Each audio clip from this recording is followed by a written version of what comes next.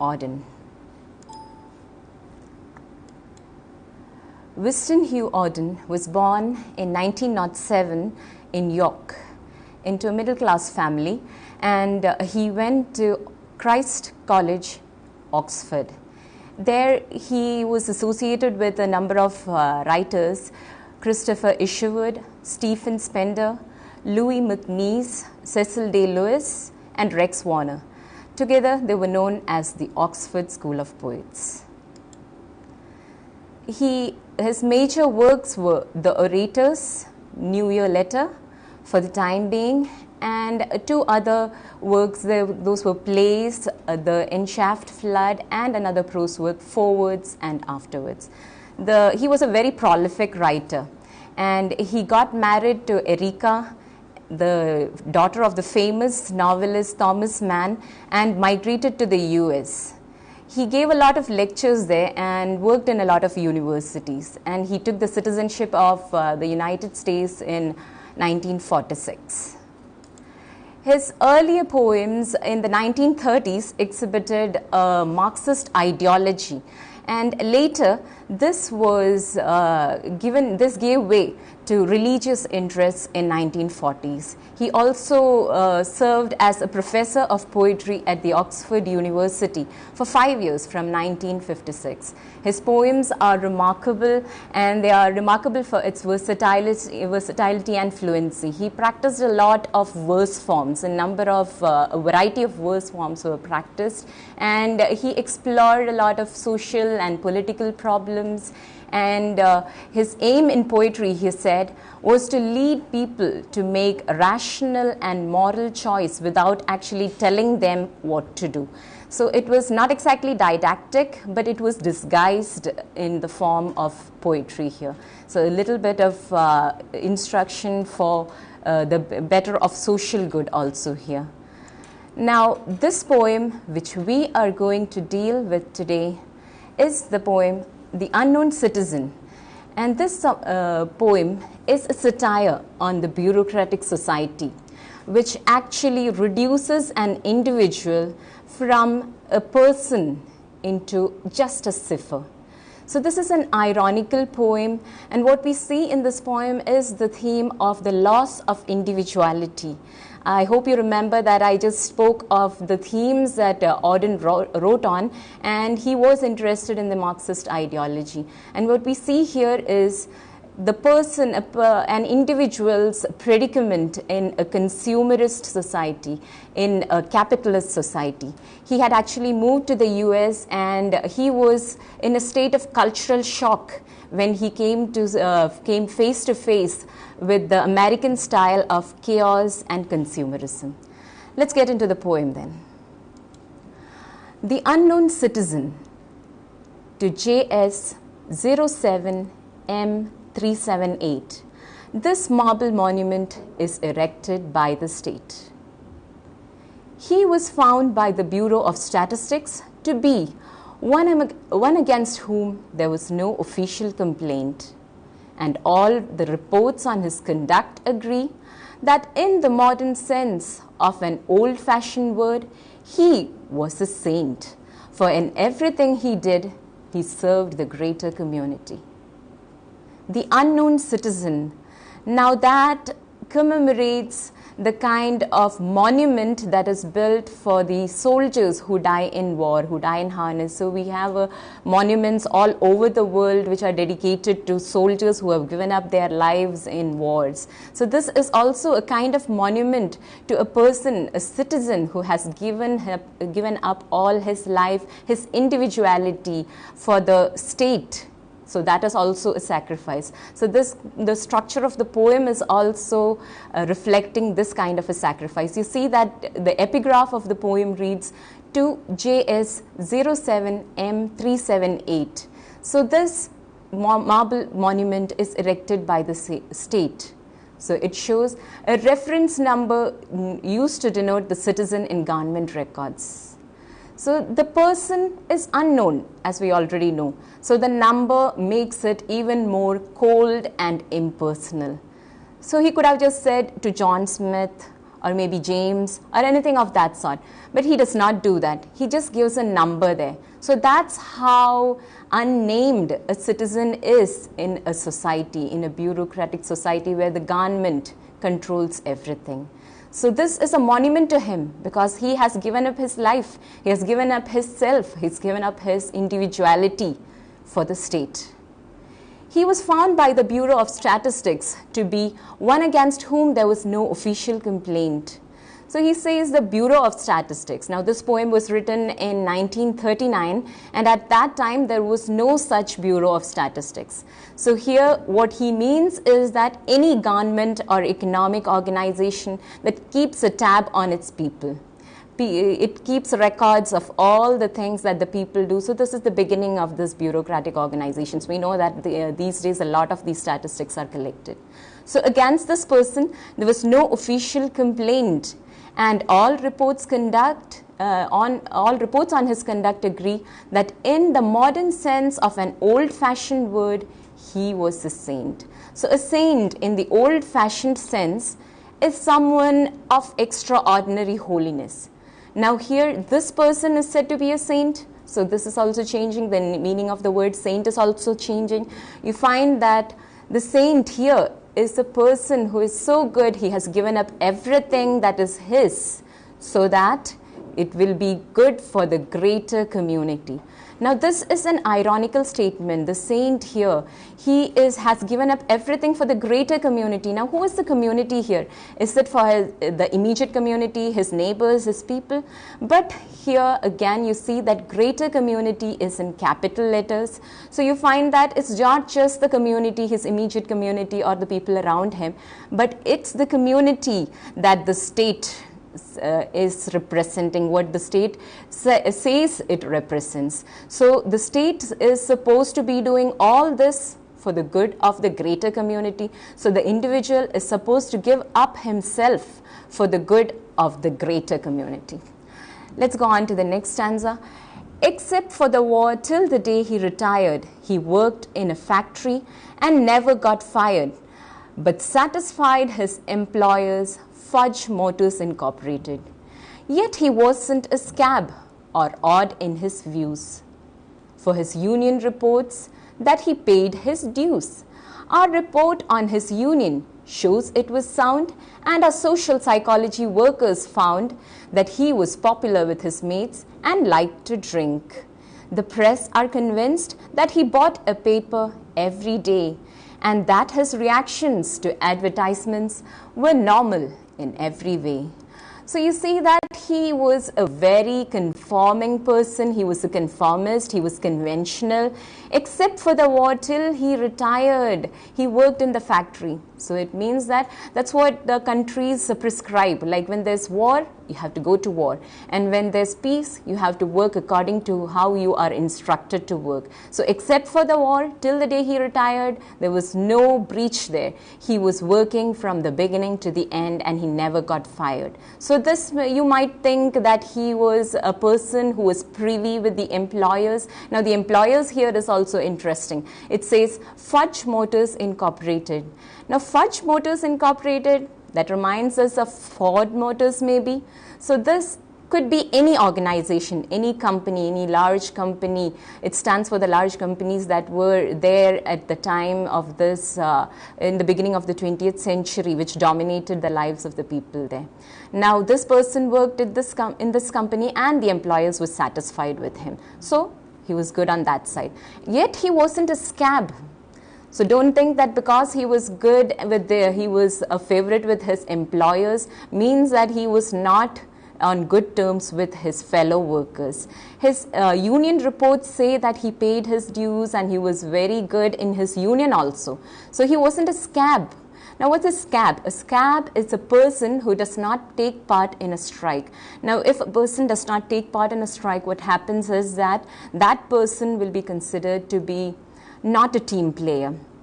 Like that person will be considered to be someone who's against the interest of the employees.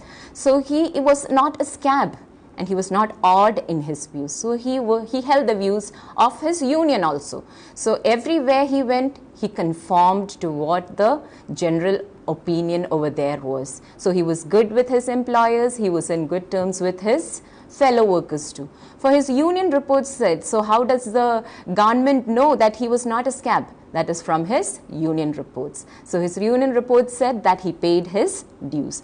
A report on his union show it was sound. So again, what you have to note here is the extent to which the government goes to ensure that he is conforming. So the government has this reminds us of George Orwell's 1984, where we have the big brother like state, which is always an ominous presence. Now in this poem, what we see is a similar kind of image for the state, which is always behind us. There's an eye on the citizen. Note the extent to which the state is ensuring conformity here. And our social psychology workers found that he was popular with his mates and he liked to drink. Now, this was not the statistics, the census and the records was not confined to his workplace alone. A little bit of his privacy is also intruded upon. You see, they conducted social surveys also. Social psychology workers came around and inquired about what this person did when he was not working, and they found out that he was popular with his mates. He used to go out, he had some friends. But again, look at the superficiality of all this. If he went into a pub or maybe he had a drink with his friend, that does not mean that he was happy, but you find here that he was popular with his workers, so that side is also perfect. The press are convinced that he bought a paper every day. We know that the newspapers have all sorts of statistics to see how much of their newspapers are sold, the number, the circulation reports and all those kind of things. So those reports show that he read the newspaper. Okay, so that is also check.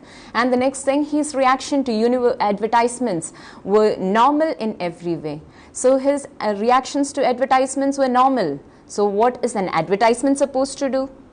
An advertisement is supposed to lure the person who's seeing it or maybe reading it to buy the things that it endorses. So his, let's see what he does. We see that his reaction was normal in every way. Policies taken out in his name prove that he was fully insured. So that side is also taken care of. His health side is also, the state says you have to take insurance, so you have taken insurance. And his health card shows he was once in hospital but left it cured. So he had gone into the hospital, he had come out cured, so he has no illness. His health is also perfect. Both producers, research and high-grade living declare he was fully sensible to the advantages of the installment plan. Now, producers research, high-grade living, these are just names of certain organizations. These are not the exact names, but it just are names which are substituted for some other kinds of statistical research which used to be conducted at that time. And these research, like maybe Good Housekeeping, these statistics kept a tab on the standard of living of the people.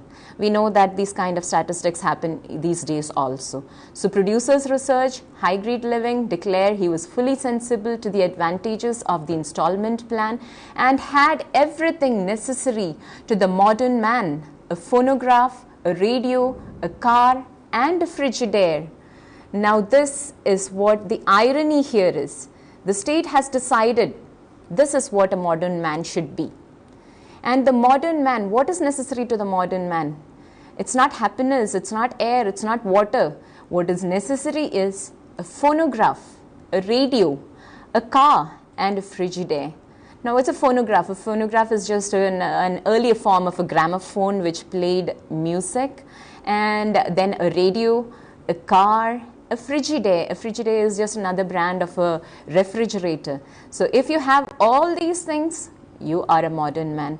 Now it's not important whether you can afford these things. You don't have to worry, because there again you have the advantage of the installment plan. Now this is what the state is doing to its people.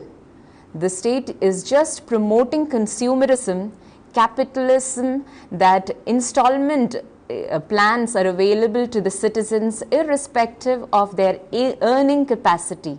So they are encouraged to take a lot of installments. If you can't afford to buy it, don't worry, you've got installment plans. So you take installments and you buy these things, and what happens in the end? You end up in debt. We know that a lot of things have happened in recent times, like maybe we have seen the 2008 depression.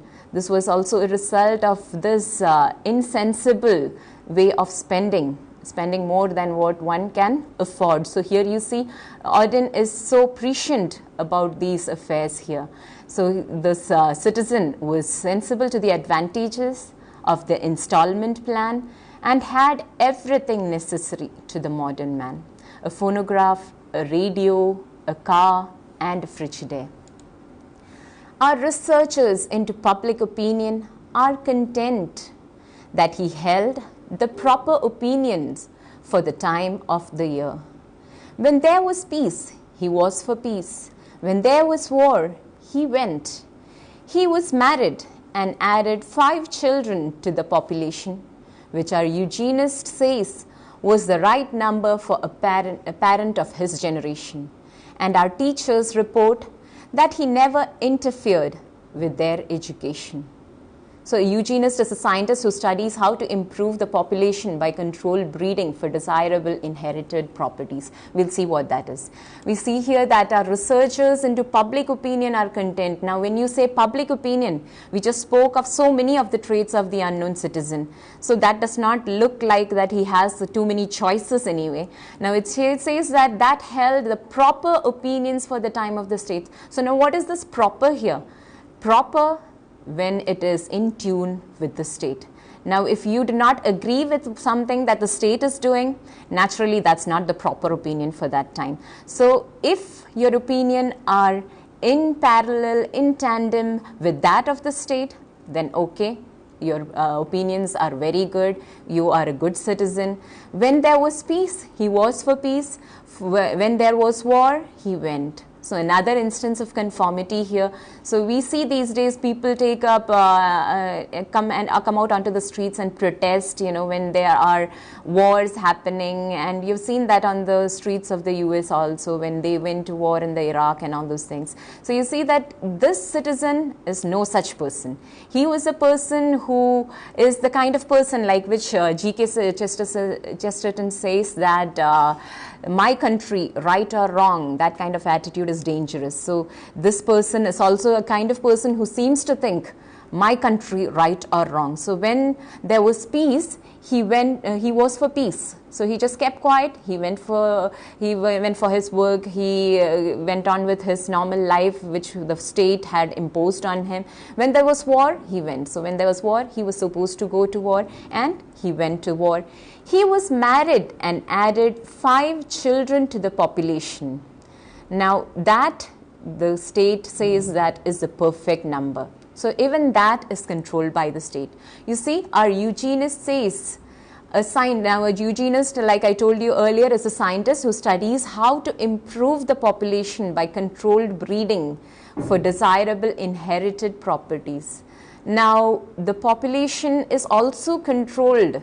The breeding, this sounds like some breeding of some animals or something. So at a farm, we usually find animals are bred, their characteristics are controlled. Here you find that human beings are no different. There is a eugenist in the state who sees whether the proper characteristics are bred. This reminds us of Hitler, who had employed a eugenist for his racial plans. So you see, our eugenist says the right number for a parent of his generation was 5, so he has 5. So in that state also, he is a very good, he's a conformist. So it's okay, he's doing a very good thing. And our teachers report that he never interfered with their education. Now, education here is another way in which the state ensures that proper opinion is fostered. Like maybe if we go into a little bit of Marxist ideology, we can take that to be an ideological state apparatus that conditions people. So it is a peaceful way of ensuring that the future is works in conformity to what the plans of the state are. So this person, the parent, never interfered in the education of his children. Now if the parents came up and they had interfered, it would be so very different, because the state would not have its way in all the things that the state plans through the education. But here we see that the parents were so passive. They had just given up their children for the state to shape, to mold in the way that it desired. You see, the final couplet that Auden ends his poem with is, was he free? Was he happy? The question is absurd. Had anything been wrong, we should certainly have heard. Now that is the absurdity of the whole thing. Was he free? Was he happy? Why should we ask certain questions when all these things tell you that he had a perfect life? We saw in the beginning how he was such a good citizen. He was a favorite with his employer. He was good with his union members. So that side was good. You find that he was a very good consumer too. He had bought the phonograph, a Frigidaire, a car. So why do you have to ask these questions? Was he free? Was he happy? Of course he should be happy. And there are things like his health card, which shows that he was always in a healthy condition. So that is also right. Now when we look at all these things, he has 5 children and they are educated. So you don't have to think about all these things. All these things just show that he's happy, is what the poet ironically is asking through these rhetorical questions and trying to prove. He says it's absurd. Was he free? Was he happy? Now all these things, it's absurd because it shows all these facts, all these figures that we have mentioned earlier, the standard of living that was mentioned. All these things show that he was happy. Why are you asking certain questions like this? Had anything been wrong, we should certainly have heard. So here Auden rounds up his satire of the capitalist society by showing how inadequate social surveys are in assessing the happiness of the people. We find that this poem, written in 1939, was written in the rhythm that resembles sprung rhythm. When we talk of sprung rhythm, it is something that was practiced by Hopkins, and the feature of it is that 4 accented syllables are there in a line with varied number of unaccented syllables. Now this rhythm is followed all throughout. But we see that it's not exactly a kind of a rhythmic movement or anything here. You find that the tone of the poem is mostly formal. You find that the tone of the poem is so formal, it's almost prose. There are words like, he worked in a factory and never got fired. His union reports that he paid his dues. Now, other things like he had everything that the modern man wanted. He had a health card, he had insurance. These things do not actually sound like poetry. This is not what we usually expect when we think of poetry. There are no flowery phrases here. There are no kinds of elaborate language or those kind of eloquence here, grandiloquence here actually. What we see is a kind of prose narrative kind of thing. But it is so poetic. You find that all these situations have been mentioned here. It's like a checklist. Are you popular with your employees? Yes. Are you popular with your union members? Yes. Have you responded to the advertisements?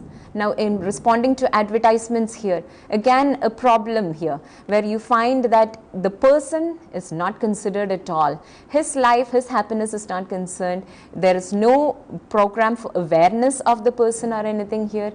It's just that he needs to be responding to the advertisement and keeping the factories running in good health. So it's the capitalists that are being considered here and not the citizen. What you find here in this poem that is written in a rhythmic manner, in a formal tone, is that the poem follows a rhyme scheme of A, B, sometimes A, B, A, B, and sometimes it is A, B, B. You find in these lines, he was found by the Bureau of Statistics to be one against whom there was no official complaint, and all the reports on his conduct agree that in the modern sense of an old-fashioned word, he was a saint.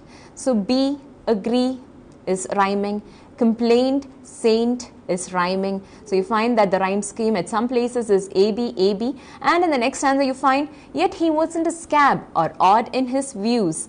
For his union reports that he paid his dues. Our report on his union shows it was sound, and our social psychology workers found. So AABB is also another rhyme scheme that you find in this poem.